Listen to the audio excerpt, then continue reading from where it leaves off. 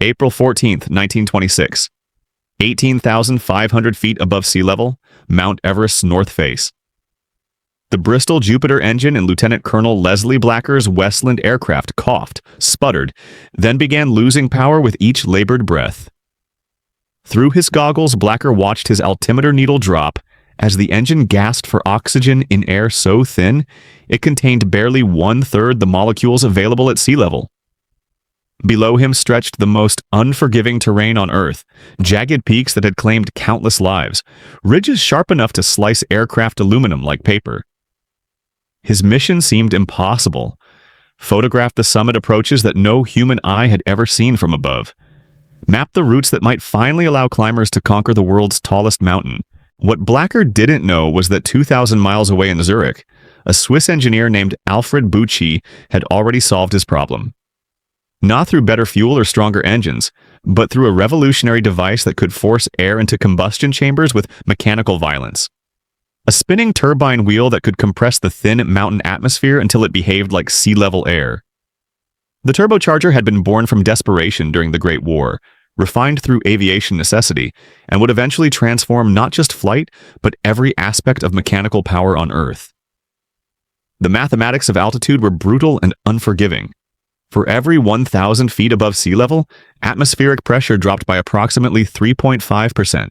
At 18,000 feet, the air contained only 50% of the oxygen molecules available at ground level. Aircraft engines designed for sea-level operation lost power dramatically as they climbed. A 400 horsepower engine at sea level produced perhaps 200 horsepower at cruising altitude.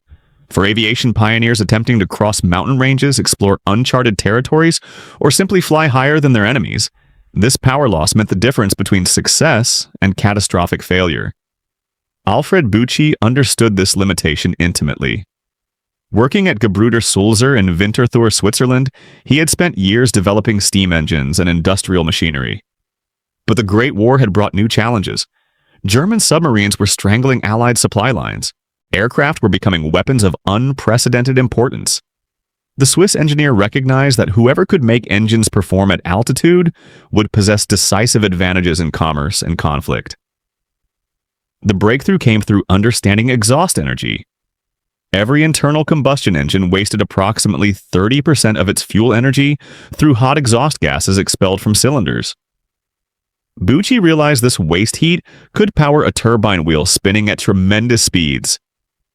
That turbine could drive a compressor wheel that would force additional air into the engine's intake. More air meant more oxygen molecules. More oxygen allowed more fuel to burn completely. More complete combustion generated more power. The engineering challenges seemed insurmountable. Exhaust gases exited engines at temperatures exceeding 1,500 degrees Fahrenheit. Materials that could withstand such heat while spinning at 100,000 revolutions per minute simply didn't exist in 1915. Precision manufacturing required to balance rotating assemblies at such speeds exceeded available machine tool capabilities. The metallurgy needed to create turbine wheels that wouldn't disintegrate under centrifugal forces demanded alloys not yet invented. Buchcci persisted through systematic experimentation. His first prototypes, tested on stationary engines in 1916, demonstrated the principle worked. Exhaust-driven turbines could indeed compress intake air. Power output increased dramatically at simulated altitude conditions. But reliability remained elusive. Turbine wheels cracked from thermal stress. Bearings failed from inadequate lubrication at extreme temperatures. Compressor wheels shed blades that destroyed entire engines. The aviation industry watched Buchci's progress with intense interest. By 1918, military aircraft were engaging in combat at altitudes where naturally aspirated engines barely functioned. The side that could maintain full power at 20,000 feet would dominate aerial warfare. French engine manufacturers Rateau and American engineers at General Electric began parallel development programs. The race to harness exhaust energy had begun. Sanford Moss at General Electric approached the problem from a different angle. Rather than mounting turbochargers directly on engines, he developed systems that used long ducting to connect exhaust-driven turbines with remote-mounted compressors. This arrangement protected delicate components from engine vibration while allowing optimized placement for cooling and maintenance. The GE approach proved more practical for aircraft installation, though it sacrificed some efficiency for reliability. The first successful flight tests occurred in 1918. A Liberty engine equipped with Moss's turbocharger maintained rated power to 18,000 feet, an altitude where standard engines produced barely half their sea-level output. Test pilots reported smooth operation and impressive climb rates. Military aviation suddenly possessed a technology that could extend operational ceilings by thousands of feet. But the armistice ended military urgency before turbochargers could impact the war. Post-war aviation faced different priorities. Commercial airlines needed reliability and economy more than ultimate performance. Military budgets contracted dramatically. The exotic technology that had shown such promise found few applications in the peaceful 1920s. Aviation pioneers represented the exception. Men attempting record-breaking flights, exploring remote territories, or pushing aircraft to their absolute limits understood turbocharger advantages. The device that military necessity had created found new purpose in civilian adventure and exploration. Lieutenant Colonel Blacker's 1926 Everest expedition represented exactly this application. The Royal Geographical Society and Alpine Club had commissioned aerial photography of approaches that ground-based expeditions couldn't observe. Success required sustained flight at altitudes where standard engines failed completely. The Bristol Jupiter radial engine in Blacker's Westland aircraft had been specially modified with a Brown-Bovary turbocharger system, licensed from Buchci's Swiss patents. The installation demonstrated both turbocharger potential and contemporary limitations. The system maintained engine power to unprecedented altitudes. Blacker successfully photographed the Northeast Ridge and other approaches that would guide future climbing attempts. His aerial surveys provided the first comprehensive view of Everest's upper reaches, mapping features that remained invisible from ground level. Yet the flight also revealed turbocharger challenges that would persist for decades.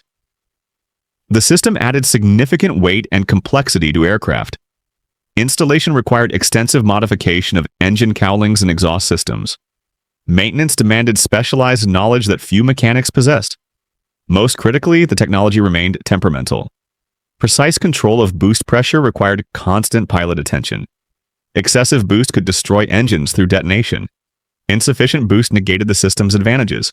Commercial aviation remained largely uninterested. Airlines operating between established airports at moderate altitudes found naturally aspirated engines adequate for their needs.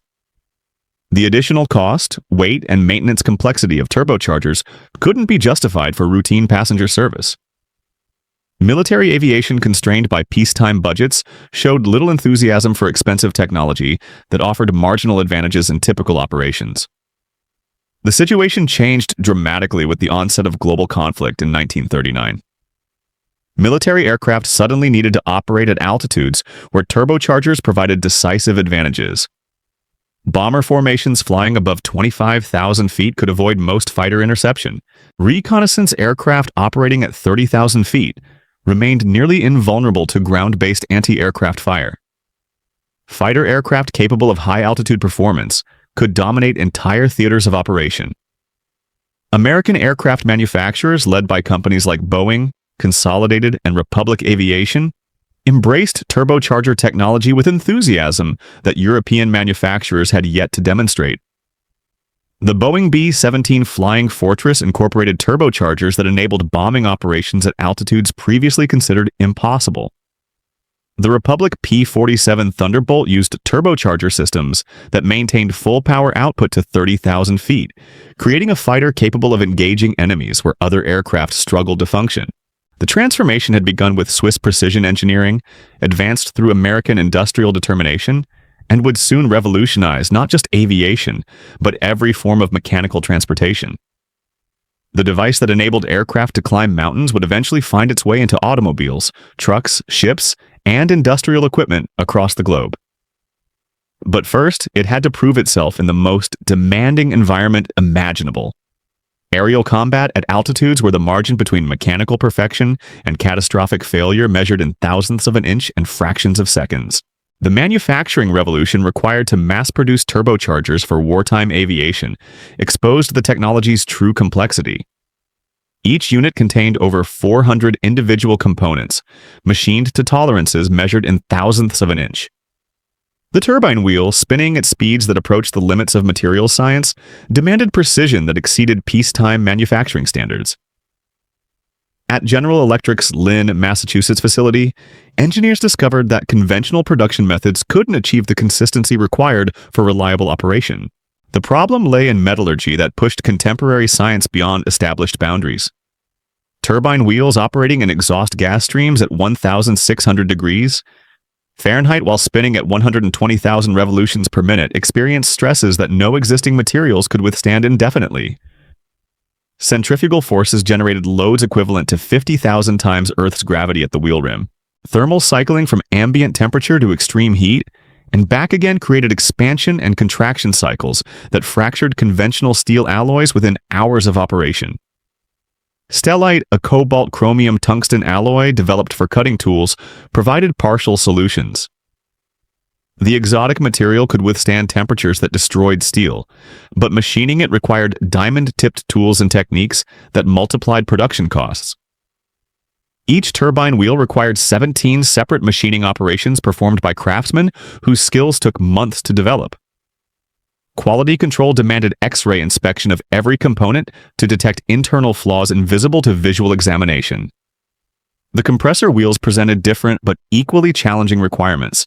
Operating in the relatively cool intake airstream, they could use aluminum alloys that offered superior strength-to-weight ratios. But the precision required for aerodynamic efficiency exceeded anything previously attempted in mass production. Blade angles had to be maintained within 1/2 degree tolerance. Surface finish specifications demanded mirror-like smoothness to prevent airflow separation. Balancing requirements meant that removing material equivalent to a few drops of paint could render an entire wheel unusable. General Electric's solution involved creating entirely new manufacturing processes. Specialized machine tools were designed specifically for turbocharger production. Workers received training programs that lasted 6 months, focusing exclusively on the unique requirements of high-speed rotating machinery. Quality control procedures included testing every component at operating speeds under simulated combat conditions. The investment in manufacturing capability proved enormous. GE's Lynn facility employed over 12,000 workers dedicated to turbocharger production by 1943. The plant consumed more electricity than entire cities, powering precision machine tools that operated continuously on 3 shifts. Raw material requirements included exotic alloys imported from across the globe.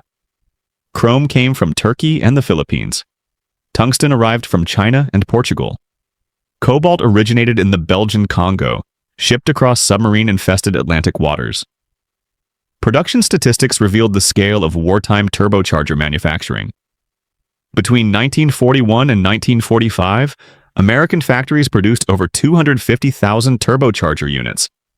Each system required approximately 180 hours of skilled labor to complete. The total workforce dedicated to turbocharger production exceeded 45,000 workers across multiple facilities. Material consumption included 15,000 tons of specialized alloys, quantities that represented significant percentages of global production for several exotic metals. The complexity extended beyond manufacturing into installation and maintenance. Each turbocharger system required extensive modification of aircraft engine compartments. Ducting systems that connected turbines to compressors had to withstand extreme temperatures while maintaining precise internal dimensions. Wastegates that controlled boost pressure demanded adjustment mechanisms calibrated to 1/10 pound increments. Oil supply systems needed filtration and cooling capabilities that exceeded standard aircraft requirements. Field maintenance presented challenges that strained military logistics systems. Turbocharger-equipped aircraft required specialized tools, precision measuring instruments, and replacement parts manufactured to tolerances that field repair facilities couldn't achieve. Maintenance crews received extensive training on systems that incorporated more precision components than many complete pre-war aircraft. Combat damage to turbocharger systems often rendered entire aircraft inoperable, even when engines and airframes remained functional. Despite these complexities, turbocharger-equipped aircraft demonstrated performance advantages that justified every difficulty. The Boeing B-17G Flying Fortress, powered by four Wright R-1820 engines equipped with General Electric B-11 turbochargers, could maintain formation integrity at 27,000 feet while carrying full bomb loads. German fighter aircraft struggling to reach such altitudes found themselves attacking bombers operating in their performance envelope's extreme margins. The Republic P-47 D Thunderbolt represented turbocharger technology's combat pinnacle. Its Pratt & Whitney R2800 engine, boosted by a General Electric B-series turbocharger, produced 2,000 horsepower at altitudes where German fighters generated barely 1,200 horsepower. This power advantage translated into climb rates, dive speeds, and sustained performance that overwhelmed opposition aircraft designed around naturally aspirated engines. Combat reports documented turbocharger effectiveness in measurable terms. P-47 squadrons achieved kill ratios exceeding 4-to-1 against German fighters in high-altitude engagements. Bomber formations equipped with turbochargers suffered significantly lower loss rates when operating above 25,000 feet compared to missions flown at medium altitudes.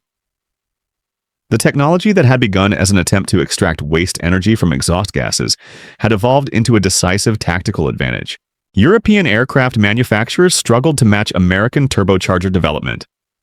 German engineers at Daimler-Benz and BMW developed mechanical superchargers that provided some altitude compensation, but these systems consumed engine power rather than utilizing waste exhaust energy. The fundamental efficiency advantage of turbocharging remained beyond German production capabilities throughout the war. Material shortages, manufacturing limitations, and design philosophy differences prevented European adoption of American approaches. The war's end in 1945 left American industry with enormous turbocharger production capacity and accumulated expertise that had no immediate peacetime application. Military aircraft procurement contracts disappeared virtually overnight. Commercial aviation remained focused on reliability and operating economy rather than ultimate performance. The technology that had proven decisive in aerial combat faced an uncertain future in peaceful skies.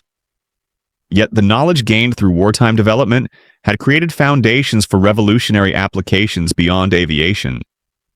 Engineers who had mastered the challenges of exhaust-driven compression began exploring terrestrial possibilities. The same power at altitude principles that enabled aircraft to maintain increased engine performance at sea level.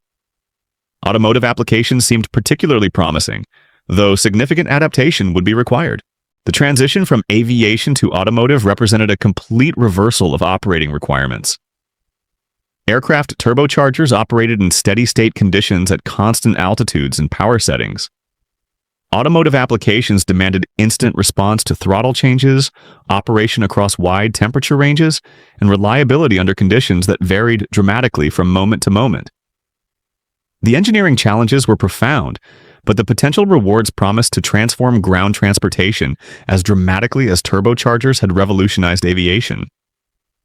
The first automotive turbocharger application emerged from an unexpected source.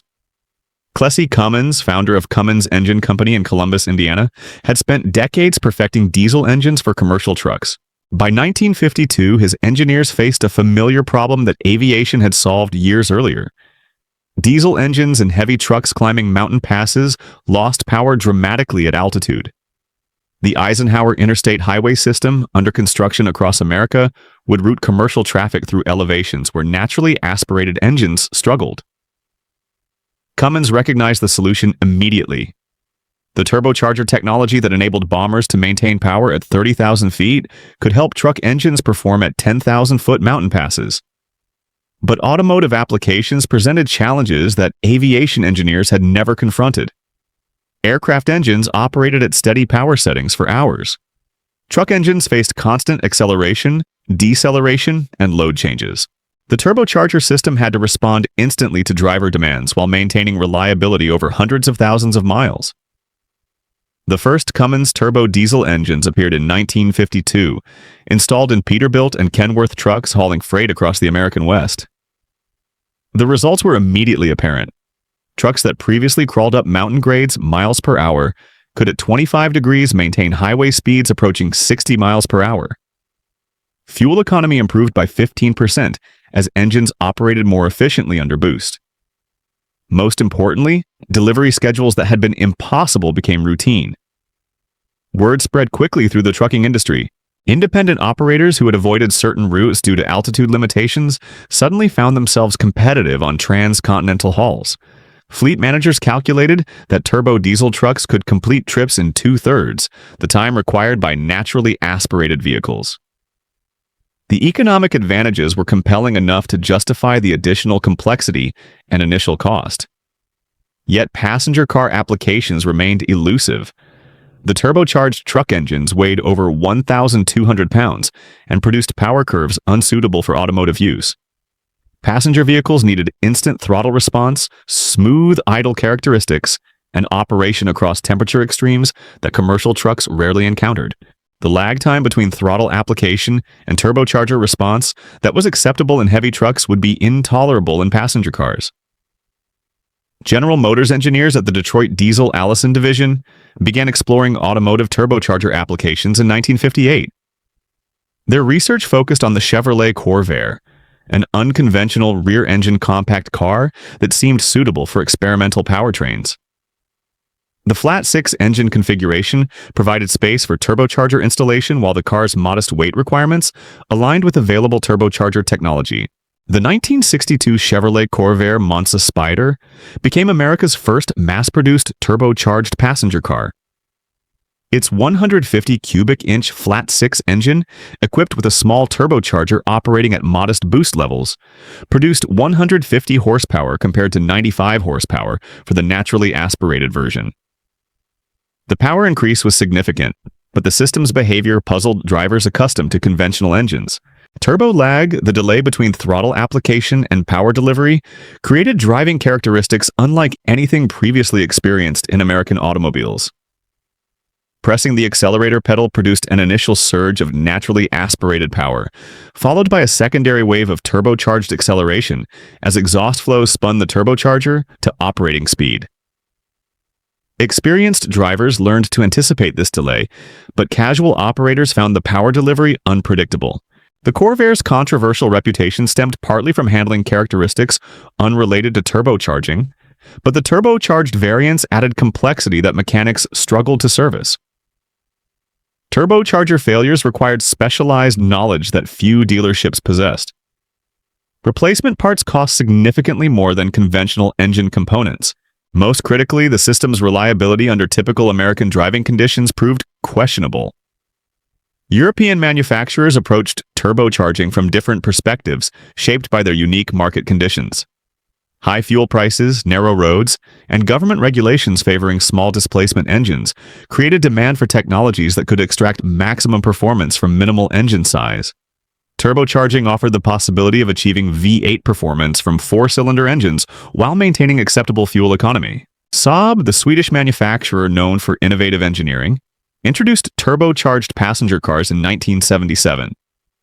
The Saab 99 Turbo utilized a 2.0-liter four-cylinder engine equipped with a Garrett iResearch turbocharger that produced power equivalent to naturally aspirated engines twice its displacement. The combination of turbocharger efficiency and Swedish engineering created a vehicle that redefined performance expectations for compact cars. From Everest's peaks to suburban driveways, the turbocharger's journey reveals humanity's relentless pursuit of mechanical perfection. What began as Alfred Buchci's solution to thin mountain air became the technology that transformed everything from wartime bombers to weekend sports cars. Today, as you press the accelerator in your turbocharged vehicle, you're harnessing the same principles that once enabled aircraft to soar above the world's tallest mountains, a testament to engineering ingenuity that refuses to accept the impossible as permanent.